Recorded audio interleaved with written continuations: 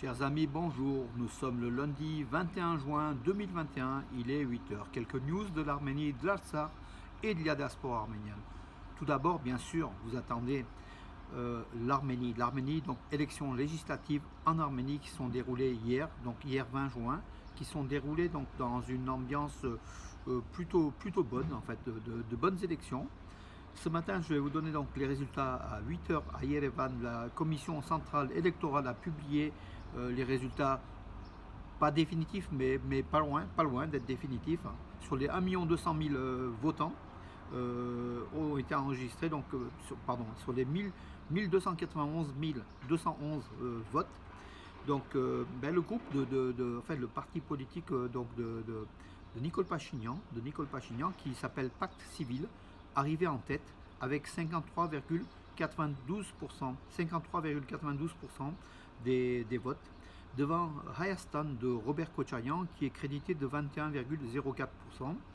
Après, bon, on trouve des partis, donc ça va beaucoup plus, comment dirais-je, donc après ces deux partis, j'ai l'honneur donc de Vanetian arrive en troisième position avec 5,23.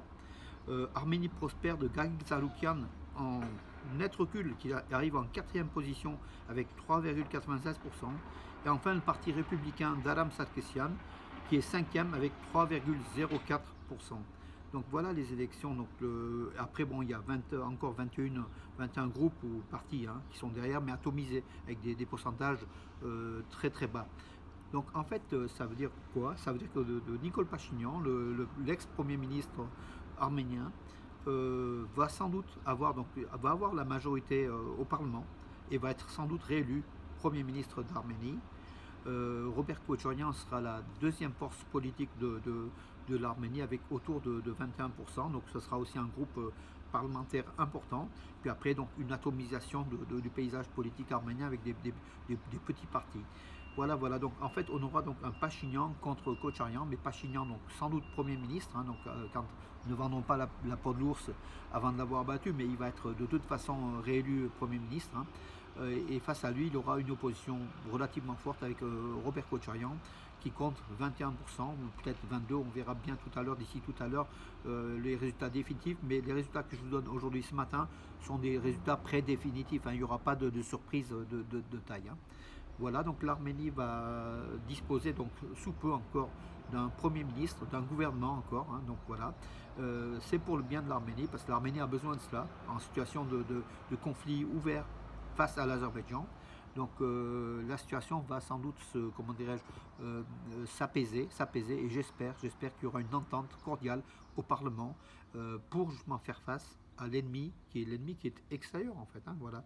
Donc, et cet ennemi extérieur, écoutez, c'est la Turquie, c'est l'Azerbaïdjan. Bon, il n'y a aucun doute. Le Mevlut Çavuşoğlu, donc le ministre des Affaires étrangères de Turquie, lors d'une conférence qui s'est déroulée à Antalya, a déclaré que le drapeau turc sera aussi grand que celui du drapeau azéri sur Chouchi, avec l'ouverture prochaine du consulat général de Turquie à Chouchi, et aussi ces drapeaux turcs qui vont accompagner les drapeaux azéris, donc comme si c'était en fait une partie de la Turquie, cette région reconquise de l'Artsakh, avec l'aide bien sûr de la Turquie. Donc Aliyev peut parader, mais de toute façon c'est la Turquie qui a donné la victoire à Aliyev, à l'Azerbaïdjan.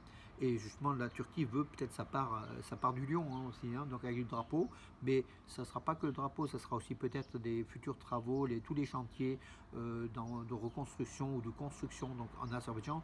La Turquie va demander beaucoup à l'Azerbaïdjan, surtout que la Turquie est en crise économique très forte, et que l'Azerbaïdjan a des pétrodollars encore en réserve, malgré la chute du baril et la baisse des recettes de l'État. L'Azerbaïdjan a des baisses des recettes de l'État très importantes. Mais si vous voulez, ça cache, puisqu'en fait les réserves étaient importantes des autres années, mais au cours du baril d'aujourd'hui, l'Azerbaïdjan va, progressivement décliner, mais elle a encore quelques réserves que la Turquie voudrait bien sûr utiliser à son profit. Voilà. La déclaration hier, Hrant Baklatian, qui était un ancien, je crois, Premier ministre de Levander Petrosyan, ou de Kocharian Petrosyan, je crois, Hrant Baklatian a déclaré que les pertes azéries lors de la guerre de l'Artsakh sont évaluées à 18 000 soldats 000 soldats azéris et djihadistes aussi, hein, au regard comment dirais-je, des sites d'information azéris, de l'opposition azérie, et puis des cimetières azéris, des villages qui sont remplis, qui recensent 10 fois plus de soldats enterrés que les lignes officielles. Donc 18 000. C'est un chiffre qui peut être plausible, hein, malgré, bon, on va pas aujourd'hui, donc on a perdu la guerre, il ne faut pas non plus refaire l'histoire. Aussi, bon, pour la chute de Chouchi, d'après Bagration, Chouchi n'est pas tombé. Chouchi a été cédé alors que les Azéris étaient à bout de force, Ils avaient des pertes humaines énormes, et même ils ne pouvaient même plus avancer sur Stepanakert, d'après ses dires, et que finalement Chouchi, on l'a abandonné quand on l'occupait encore, hein, donc du coup, ce qui veut dire, c'est peut-être un complot, c'est ce qui s'est passé, c'est peut-être aussi l'armée qui n'a pas réagi à Pachinian. Enfin, il y a eu des problèmes, je crois, chez nous, plutôt que chez les Azéris. Donc, on va voir dans les mois qui viennent des explications. On refait l'histoire, mais enfin, aujourd'hui, on sait qu'une l'armée arménienne est très forte. Nos soldats se battent beaucoup mieux que les autres soldats, parce qu'ils savent pourquoi ils se battent. Ils ne se battent pas pour l'argent, ils se battent pour leur famille, leur patrie. Et malheureusement, ils sont tombés pas pour rien, parce qu'on a perdu la guerre, mais ils sont tombés, mais je crois que c'était des vaillants héros, hein, et on doit avoir le respect de nos morts, et que l'Arménie va ressusciter, va revivre, et vous allez voir que l'Arménie va se redévelopper. Ce pantouradisme, il aura un frein, puisque déjà Moscou a lancé un signal d'alarme en disant, si vous installez une base aux Turcs, hein, une base en Azerbaïdjan, nous on va réagir, c'est un acte hostile de l'entrée de l'OTAN dans ce territoire du Sud-Caucase, et vous allez voir ce que vous allez voir. Donc en fait, la théorie, la thèse qu'on disait, enfin moi j'avais écrit il y a 5-6 mois de cela, de toute façon, la Russie, elle ne permettra pas l'entrée d'un membre de l'OTAN, la Turquie, même si c'est l'ami aujourd'hui de Poutine. La Russie ne laissera pas une place forte comme cela du Sud-Caucase à la Turquie, parce qu'elle n'est pas fiable, parce que c'est aussi le pied de l'OTAN, et puis c'est le pied du pantouradisme, hein. Les Russes savent très très bien ce qu'ils font à ce niveau-là. Voilà, mes amis, écoutez, donc en information, donc j'avais ces deux infos, à part que oui, l'armée polonaise se dote de missiles, de drones Bayraktar, des drones turcs Bayraktar, pour protéger sa frontière est. Voilà, donc ce sont les Bayraktar ont prouvé cette technologie turque, mais en fait avec des moteurs, avec des éléments venus de l'étranger, hein, comme du Canada, comme des États-Unis. Mais les Turcs ont assemblé un matériel militaire qui est intéressant. Aujourd'hui, la Pologne veut l'utiliser. Voilà, mes amis, ben oui, avant de finir, bien sûr, ben la Turquie, encore une fois, Bakou, hein, qui porte malheur à cette équipe turque, qui concède sa seconde défaite donc, à Bakou. Troisième défaite de la Turquie, qui sort donc de l'Euro 2020 avec 0 victoire, avec 0 points. Je ne sais pas combien de buts encaissés, je crois qu'il y en a 3 face aux Italiens, 3 face aux Suisses, ça fait 6, 2 face aux Gallois, ça fait 8 contre 1 but marqué, donc 8 à 1. La Turquie ne sort pas grandi de cet Euro 2020. Et je reproche une nouvelle fois à l'UEFA d'avoir offert à l'Azerbaïdjan contre-monnaie, bien sûr contre quelques barils de pétrole, le fait d'organiser 4 rencontres à Bakou, dont 2 opposant la Turquie à d'autres pays. La Turquie qui se sentait chez elle, donc du coup c'est pas un terrain neutre. Et on l'a vu aussi que l'UEFA ne jouait pas toujours en terrain neutre, puisque les pays qui étaient engagés comme l'Italie, comme l'Angleterre, jouaient à domicile, hein, parfois. C'est bizarre, c'est quand même bizarre, c'est pas équitable, hein. Le respect et l'équitabilité tamponnés par l'UEFA. Je pense qu'au niveau du football, du sport, c'est pas équitable de jouer sur son terrain et de favoriser une équipe par rapport à une autre, puisqu'en fait c'est quand même un championnat, enfin ce sont des rencontres internationales. Ou alors on devrait faire un match aller et retour, comme ça se fait régulièrement. Enfin bon, après, vous savez, l'UEFA change de méthode tout le temps. Les nouveaux règles d'arbitrage aussi, pour des mains ou des choses qu'on faisait avant.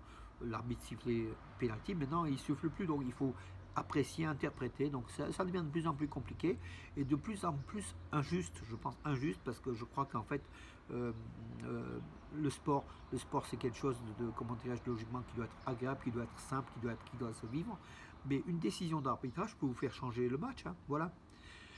Écoutez, on n'est pas là pour commenter le sport. En tout cas, on est content que cette Turquie-là, elle sorte parce qu'en fait, ça a été sinon ça allait être l'estrade nationaliste d'Erdogan. Hein. Donc voilà, cette équipe turque, au-delà du sport, bien au-delà du sport. Et on est content qu'elle soit sortie comme ça, la tête basse, vraiment avec trois rencontres, trois défaites. Voilà, espérons que l'Arménie fasse mieux à l'avenir. Donc, et je pense qu'on aura une très très belle équipe d'avenir d'Arménie. Voilà mes amis, écoutez, j'ai terminé pour aujourd'hui. Les élections, les résultats définitifs donc des élections législatives aujourd'hui vont être diffusés. Ce soir à 20h sur la place de la République à Yerevan, grande manifestation de soutien à Nicole Pachinian qui va aussi s'exprimer face à l'alliance populaire. Mais bon, il ne faut pas qu'il. Enfin, cette victoire-là, c'est un goût aussi amer, parce que Pachinian n'a pas les pourcentages qu'il avait donc à la révolution de mai 2018. Son électorat s'est fortement érodé. La guerre de l'Artsakh est au milieu, et puis tous les problèmes rencontrés par l'Arménie aussi. Hein, il ne faut pas non plus voir. Il faut que donc il y ait une concorde nationale et que Pachinian fasse aussi, comment dirais-je, des ouvertures vers l'opposition, notamment Kocharyan. Hein, on est en Arménie, tout est jouable, tout est discutable. Voilà, un gouvernement peut-être d'ouverture qui puisse permettre à l'Arménie de renforcer son armée, son armement, la sécurité du peuple et puis l'avancée donc économique. Hein. Mais en économie, les Arméniens sont forts. Hein. Ils avancent même en temps de crise. Ils sont parfaits. Voilà mes amis, écoutez, je vous donne rendez-vous à demain et puis une bonne journée. Aujourd'hui, le soleil s'est remis ce matin, donc après de fortes pluies donc, de la nuit et d'hier, comme vous l'avez vu. Voilà, on profite du temps. Et puis 21 juin, ben oui, aujourd'hui, faites de la musique. Voilà mes amis, donc faisons la fête, pensons aussi à nos disparus, mais faisons la fête parce que nous, on vit pour l'avenir, pour la génération qui vient, la génération qui est là, qui souffre, mais aussi la future, puisque ce sont nos enfants qui sont la relève. Voilà mes amis, à demain.